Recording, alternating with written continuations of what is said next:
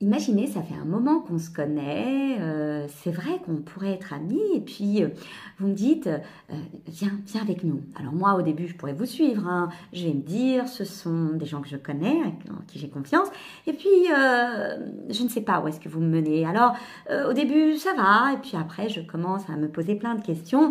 Je vous pose des questions, vous avez des réponses un peu vagues, je me sens un peu fatiguée, j'ai quelques peurs, j'étais bien là où j'étais, je ne comprends pas l'intérêt de ce déplacement et à un moment, eh bien, je vous demande de revenir là où on était. En entreprise, quand nous entamons une transformation digitale, nous avons tendance à répéter ce scénario. C'est-à-dire que nous embarquons nos collaborateurs pensant qu'ils savent et qu'ils vont avec nous alors que, en réalité, ils ne savent pas pourquoi on fait tout cela. On leur présente la technologie, c'est vrai que c'est intéressant, mais pourquoi se faire tout cela? Or, si nous leur parlions de transformation digitale, du monde qui change, de cette perception nouvelle que nous devons avoir de notre entreprise, de leur expliquer que les règles du jeu ont changé, que l'économie est différente, là, on peut avoir des personnes éveillées et surtout des personnes actrices du changement.